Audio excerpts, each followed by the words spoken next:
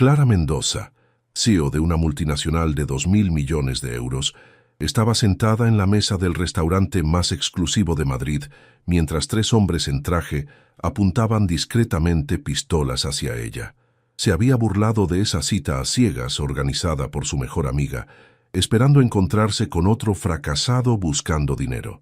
En su lugar llegó Diego Herrera, padre soltero de 8 años, con vaqueros gastados y una sonrisa que la había desarmado. Lo que Clara no sabía era que esos hombres elegantes no eran clientes casuales, eran asesinos profesionales enviados a eliminarla por haber descubierto el mayor escándalo financiero de Europa. Y lo que Diego no sabía era que la mujer sentada frente a él, aquella que había hecho reír a su hija Sofía por primera vez después de la muerte de su madre, iba a morir en 30 segundos. Pero cuando el primer sicario levantó el arma, Diego hizo algo que nadie esperaba. Algo que reveló un pasado que había ocultado para proteger a su hija, y que cambiaría el destino de ambos para siempre. Clara Mendoza nunca había creído en las citas a ciegas. Sin embargo, esa noche de octubre, se encontraba sentada en la mesa más romántica del restaurante Casa Lucio de Madrid, nerviosa como una adolescente. A los 35 años, había construido un imperio financiero que facturaba 2.000 millones al año, poseía más propiedades de las que podía recordar y había aparecido 3 veces en la portada de Forbes España. Pero la soledad que la acompañaba cada noche en su ático de 5 millones de euros en el barrio de Salamanca se había vuelto insoportable. La culpa era de Patricia, su mejor amiga desde la universidad y la única persona que se atrevía a decirle la verdad sin filtros. 2 semanas antes la había encontrado en su oficina a las 11 de la noche, una vez más sola con los balances y una cena para llevar que se enfriaba sobre el escritorio. Patricia había organizado ese encuentro con Diego Herrera, un arquitecto viudo que ni siquiera sabía quién era Clara, no usaba redes sociales y no leía revistas económicas. Un hombre normal, había dicho, la palabra que Clara había dejado de asociar con su vida desde que llegó el primer millón. El restaurante era una obra maestra de elegancia discreta, pero Clara notó inmediatamente a 3 hombres en traje sentados en mesas separadas, todos extrañamente atentos a no mirarla directamente. Su instinto empresarial, el que la había llevado a construir un imperio, le susurraba que algo no estaba bien. En los últimos meses, había recibido amenazas anónimas relacionadas con sus investigaciones sobre algunos fondos de inversión sospechosos, pero su equipo de seguridad le había asegurado que todo estaba bajo control. Diego ya estaba sentado en su mesa cuando ella llegó. 40 años, cabello castaño con hebras plateadas, ojos verdes que sonreían antes que los labios. Llevaba vaqueros oscuros y una camiseta gris, nada del lujo que caracterizaba a los hombres de su mundo habitual. Sus manos contaban historias de proyectos construidos con pasión, pequeñas cicatrices que testimoniaban una vida vivida concretamente. La incomodidad inicial duró exactamente el tiempo que Diego tardó en contarle cómo su hija Sofía, de 8 años, lo había interrogado durante horas sobre qué ponerse para la cita de la mamá muerta. La niña le había hecho jurar que si Clara resultaba antipática, le llevaría una pizza margarita como consolación. Clara estalló en risas por primera vez en meses, sintiendo derretirse la coraza que siempre llevaba puesta. Durante 2 horas hablaron de todo y de nada. Diego le contó sobre su pasión por la arquitectura sostenible, los viajes que ya no hacía desde que nació Sofía, los libros que le leía a la niña antes de dormir. Clara se encontró escuchándolo con un interés genuino que no había sentido en años, olvidando balances y adquisiciones por primera vez en 20 años de carrera. Este hombre la miraba como Clara la mujer, no como la CEO de 2.000 millones. Cuando Diego le dijo que Sofía le había hecho prometer preguntarle si había construido alguna vez un castillo de arena, Clara se dio cuenta de que nunca había hecho algo tan simple y puro. La invitación para el fin de semana en San Sebastián, donde Sofía les enseñaría arquitectura de arena, la llenó de una alegría que no recordaba haber sentido jamás. Por primera vez en años, imaginó un futuro que no estuviera hecho solo de hojas de cálculo y consejos de administración. Fue en ese momento de perfecta ligereza cuando el instinto de supervivencia que la había llevado a la cima de las altas finanzas le hizo notar que el primer hombre de traje se levantaba de su mesa. Se movía con demasiada precisión, demasiada intención. El segundo lo siguió después de 10 segundos. El tercero llevó la mano al interior de la chaqueta. Clara comprendió que estaban en peligro mortal, justo mientras Diego continuaba contándole sobre Sofía, con los ojos brillando de amor paternal. El primer sicario se detuvo a 3 metros de su mesa. Era joven, profesional, con esa calma glacial que pertenece solo a quien mata por oficio. Cuando su mano emergió de la chaqueta, con una pistola silenciada, Clara entendió que sus enemigos finalmente habían decidido pasar de las amenazas a los hechos. El hombre dulce y normal sentado frente a ella iba a morir por la única culpa de estar en el lugar equivocado, en el momento equivocado. Pero lo que ocurrió en los siguientes 30 segundos le mostró que las personas más normales a veces esconden los secretos más extraordinarios. Diego vio el reflejo del arma en la copa de vino antes de que Clara se diera cuenta. 20 años de entrenamiento militar nunca se olvidan, ni siquiera después de una vida tranquila como arquitecto y padre soltero. Su cuerpo reaccionó antes que su cerebro. Se arrojó sobre la mesa empujando a Clara al suelo mientras lanzaba el cuchillo de carne con una precisión quirúrgica que golpeó la muñeca del primer sicario. El restaurante explotó en gritos y confusión, pero Diego se movía como si hubiera ejecutado esa danza mortal miles de veces. Arrastró a Clara detrás de la barra del bar. Ya no era el arquitecto dulce que hablaba de su hija, sino alguien más.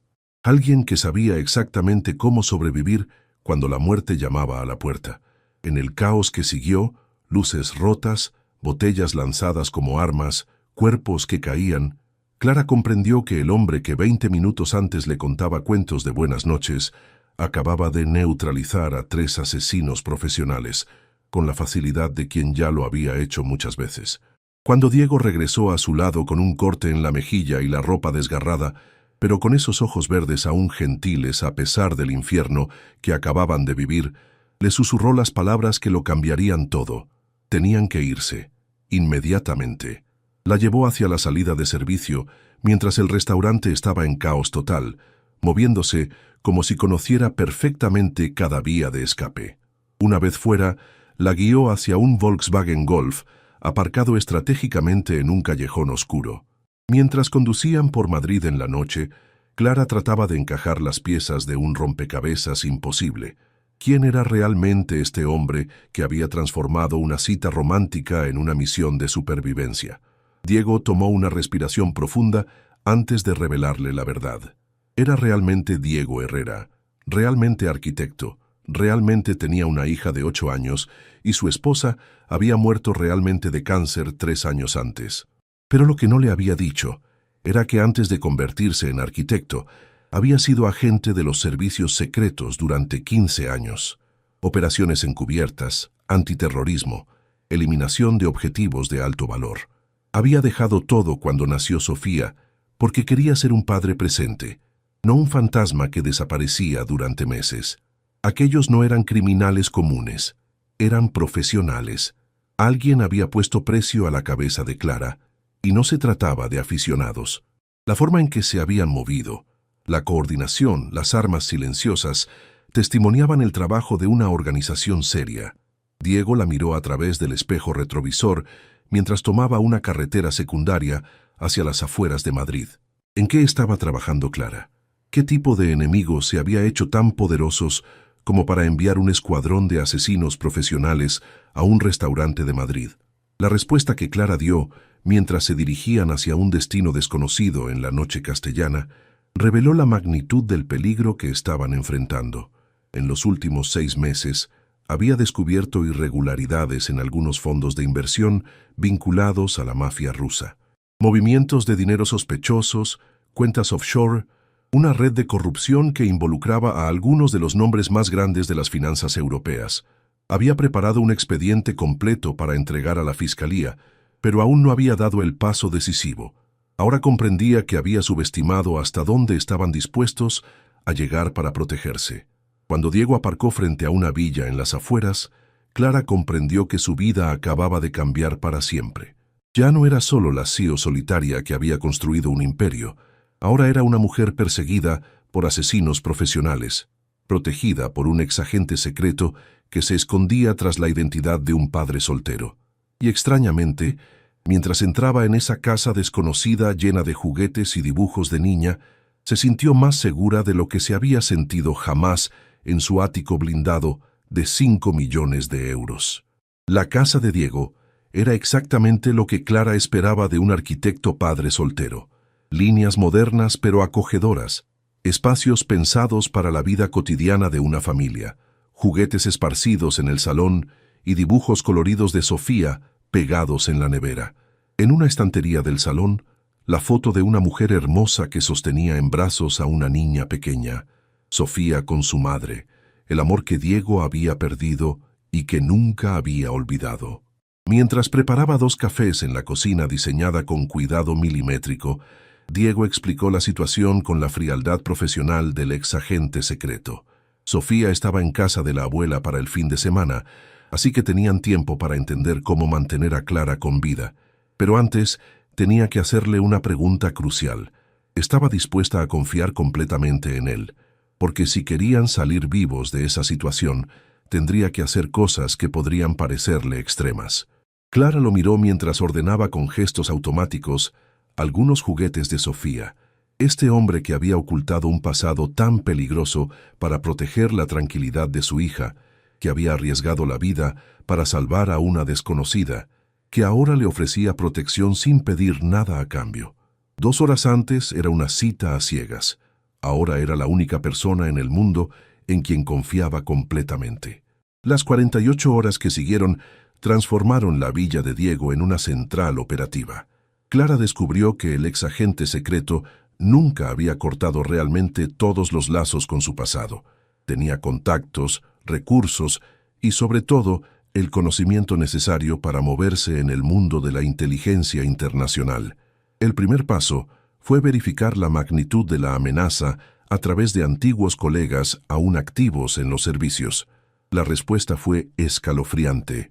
Sobre la cabeza de Clara había un precio de 5 millones de euros, puesto por un consorcio de oligarcas rusos y financieros corruptos. El expediente que había preparado no solo los enviaría a la cárcel, sino que haría colapsar un sistema de lavado de dinero que movía más de 50.000 millones al año. Era demasiado importante para dejarla viva. Diego estudió cada detalle de las pruebas recopiladas por Clara con el ojo experto de quien había pasado 15 años desenmascarando redes criminales internacionales. Era trabajo de altísimo nivel, transacciones ocultas, grabaciones de audio comprometedoras, documentos reservados que demostraban inequívocamente la colusión entre fondos de inversión aparentemente legales y organizaciones criminales. ¿Cómo había logrado llegar tan profundo sin protección adecuada? Clara le contó cómo todo había comenzado por casualidad. Estaba evaluando la adquisición de un pequeño banco suizo cuando notó movimientos extraños en las cuentas. Mientras más investigaba, más encontraba conexiones imposibles entre el mundo legal y el criminal. Le había llevado 6 meses reconstruir toda la red, pensando que era astuta, que podía reunir suficientes pruebas antes de actuar. ¿Te está gustando esta historia? Deja un like y suscríbete al canal. Ahora, continuamos con el vídeo. No había imaginado que ellos ya habían notado sus investigaciones y estaban planeando su eliminación. El plan de Diego era simple en teoría, complejo en ejecución. Tenían que entregar las pruebas a las autoridades correctas, pero hacerlo de manera que garantizara la máxima protección para Clara y la máxima publicidad para el caso. Si la historia llegaba a los periódicos antes de que pudieran enterrarla, se volvería demasiado grande para ser detenida. Pero tenían que hacerlo de la manera correcta, con las personas correctas, usando la red de contactos que Diego había construido en 15 años de operaciones encubiertas. Pasaron los días preparando múltiples copias del expediente, contactando periodistas de investigación de confianza y fiscales con reputación intachable. Diego usó su experiencia para identificar quién podía estar corrupto y quién era absolutamente confiable. Era un trabajo de precisión que requería el conocimiento profundo del mundo de la inteligencia y la magistratura española. Pero mientras trabajaban lado a lado, analizando documentos y planificando estrategias de supervivencia, algo inesperado estaba ocurriendo entre ellos. Clara descubría que Diego era mucho más que un exagente secreto convertido en padre soltero. Era un hombre que había sacrificado una carrera brillante por amor a la familia, que leía filosofía mientras Sofía dormía, que cocinaba como un chef profesional y discutía de arquitectura con una pasión contagiosa que la hacía olvidar el peligro mortal que estaban enfrentando. Diego, por su parte, veía en Clara algo que iba mucho más allá de la CEO despiadada descrita por las revistas económicas.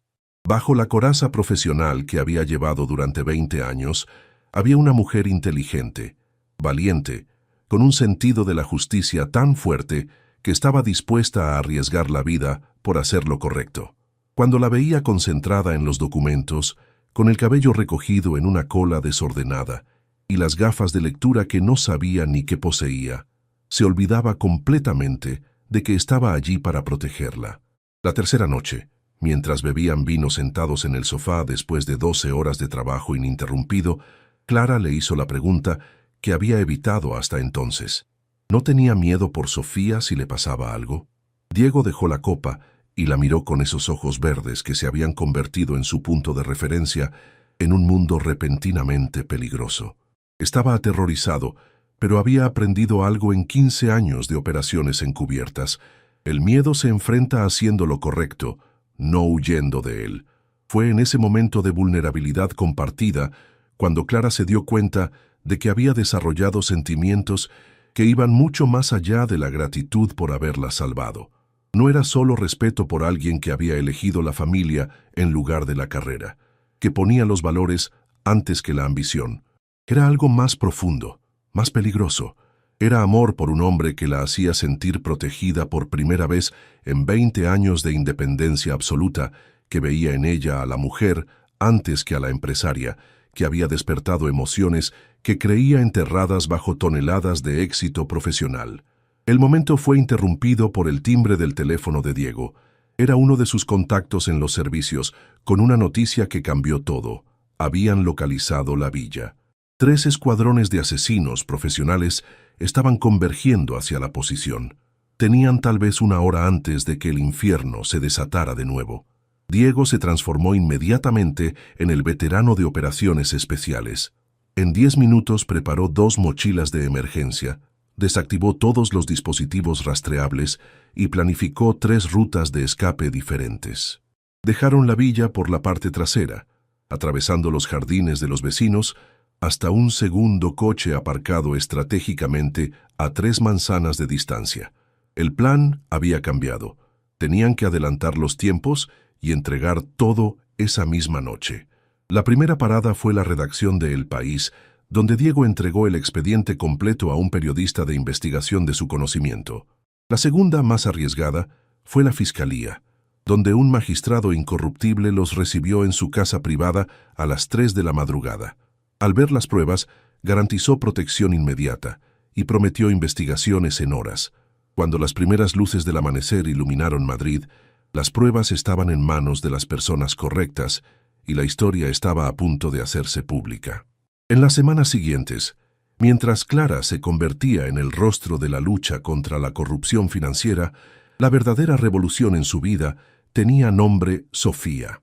La niña recibió a Clara con la curiosidad sin filtros de los niños, y los fines de semana se volvieron sagrados. Clara descubrió la alegría de los castillos de arena en San Sebastián, las visitas al zoo, las galletas preparadas juntas, mientras Sofía contaba las aventuras escolares. Diego la miraba interactuar con su hija con asombro. Sofía no reía así desde que murió su madre. 6 meses después de esa noche en el restaurante, Clara tomó una decisión que conmocionó el mundo financiero. Vendió la mayoría de sus empresas y creó una fundación contra la corrupción. La boda se celebró en una pequeña iglesia de pueblo, con Sofía como dama de honor, que entregó a Clara un dibujo donde estaban los 3 bajo el mismo techo, con la inscripción «Mi nueva mamá». Los años que siguieron transformaron a la familia Herrera Mendoza en leyenda madrileña, no por riqueza o poder, sino por haber demostrado que el amor puede nacer del peligro más extremo y crecer hasta cambiar el mundo circundante. La Fundación Mendoza financió investigaciones que desenmascararon otros escándalos, enviando a la cárcel a ministros y oligarcas, mientras Diego volvía a proyectar con el apoyo de su esposa. Sofía creció rodeada del amor de dos padres que se habían encontrado en el momento más oscuro. Quería ser fiscal para arrestar a todos los malos del mundo, como decía, con la seguridad de los adolescentes que aún creen en la justicia. Diego había creado un jardín conmemorativo para su primera esposa, con un banco donde Sofía iba a hablar con su madre biológica cada vez que lo necesitaba. El aniversario de su primer encuentro se volvió tradición celebrarlo en Casa Lucio, donde el propietario había enmarcado un artículo que contaba su historia. La mesa del amor y el valor la llamaban los camareros, y a menudo jóvenes parejas pedían cenar precisamente allí, esperando que un poco de esa magia se trasladara también a ellos. Su historia se convirtió en caso de estudio en las escuelas de negocios. La CEO que había elegido la familia en lugar del beneficio, demostrando que el verdadero éxito no se mide en miles de millones, sino en vidas transformadas. Clara daba conferencias en todo el mundo, siempre con la misma conclusión. Había construido un imperio en 20 años, pero una familia en un día, y sabía bien cuál la había hecho más rica. 10 años después de esa primera cita a ciegas que lo había cambiado todo, Clara estaba sentada en el jardín de la villa, en las colinas de la Sierra de Guadarrama, que habían construido juntos, mirando a Sofía, ya de 18 años, que estudiaba para el examen de admisión a Derecho. La joven había heredado la inteligencia del padre y la determinación de la madre adoptiva, además de la firme convicción de que el mundo podía cambiarse una batalla a la vez. Diego la alcanzó en la terraza, trayendo 2 tazas de té y la misma sonrisa que la había conquistado esa primera noche. Su cabello estaba más gris ahora, el rostro marcado por algunas arrugas más, pero los ojos verdes brillaban con la misma luz que había visto a través del caos de ese restaurante madrileño. Se sentó a su lado, y como cada noche desde hacía 10 años, le tomó la mano con la naturalidad de quien ha encontrado a la persona correcta. La Fundación Mendoza se había convertido en la organización anticorrupción más influyente de Europa, con oficinas en 12 países y un equipo de investigadores que trabajaba en estrecha colaboración con fiscalías internacionales.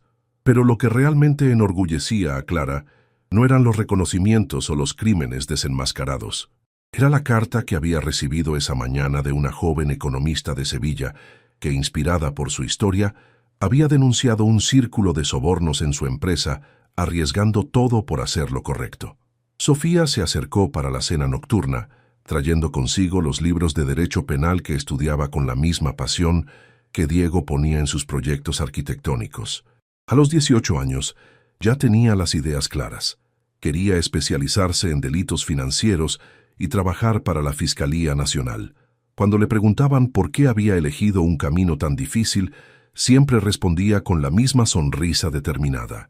Había visto qué pasa cuando las personas valientes deciden luchar por la justicia. Esa noche, como cada año en el aniversario de su primer encuentro, Diego sacó la foto que el fotógrafo de El País había tomado durante su boda. Clara con vestido blanco sencillo, él con chaqueta oscura, Sofía que reía entre los dos con el ramo en la mano más grande que ella. Estaba colgada en su dormitorio, pero Diego siempre la llevaba consigo durante los viajes de trabajo, como recordatorio de lo que había construido eligiendo el amor en lugar de la carrera. Clara miró la foto y luego miró a su familia. Diego que le explicaba a Sofía los principios de la arquitectura sostenible usando dibujos en las servilletas. Sofía que escuchaba con la misma atención que reservaba para los códigos penales. 10 años antes, era una mujer exitosa pero sola, que medía el valor de la vida en adquisiciones y beneficios. Ahora era la esposa del hombre más valiente que conocía y la madre de la joven más extraordinaria del mundo. Su historia continuaba siendo contada, convirtiéndose en leyenda urbana y fuente de esperanza para cualquiera que hubiera dejado de creer en el amor. Demostraba que a veces basta una cita a ciegas para descubrir que la persona correcta siempre había existido. Solo estaba esperando el momento perfecto para entrar en la vida y transformarla para siempre, y que los milagros más hermosos a menudo nacen de los peligros más grandes, cuando 2 personas deciden confiar una en la otra a pesar de todo. Mientras las estrellas se encendían sobre Guadarrama y Sofía regresaba para seguir estudiando, Diego abrazó a Clara mirando la ciudad de Madrid que brillaba a lo lejos. Ella se apoyó en su pecho, sintiendo aún el latido fuerte del corazón del hombre que la había salvado en todos los sentidos posibles. «Gracias por haberme protegido», susurró. «Gracias por haberme amado. Gracias por haberme enseñado que a veces los milagros se visten de padre soltero y te cambian la existencia cuando menos te lo esperas». Su historia de amor, nacida entre balas y amenazas de muerte, crecida entre expedientes de corrupción y noches de huida, florecida en una familia que había transformado el dolor en esperanza, continuaba demostrando que el amor verdadero no necesita condiciones perfectas para nacer. Solo necesita dos personas valientes, dispuestas a creer que juntas pueden enfrentar cualquier tormenta y construir algo más grande que ellas mismas. Y cuando Sofía, años después, contaría a sus hijos cómo los abuelos se habían enamorado, siempre empezaría con las mismas palabras. Había una vez una CEO muy rica y muy sola, que fue a una cita pensando que perdería el tiempo, y en cambio encontró el amor de su vida, y vivieron todos felices para siempre, no por magia, sino por valor. Dale me gusta, si crees que el amor verdadero llega cuando menos te lo esperas. Comenta cuál fue el momento que más te impactó. Comparte para inspirar a quien ha dejado de creer en las citas a ciegas. Suscríbete para más historias de amor imposible y familias que nacen del destino. A veces las citas a ciegas revelan luces que no sabíamos que buscábamos. A veces el hombre correcto es el que sabe protegerte de los peligros que no veías. Y a veces una familia nace en una noche, entre balas y promesas, descubriendo que el amor verdadero vale más que cualquier imperio, porque la riqueza más grande no se cuenta en euros, sino en corazones que laten juntos.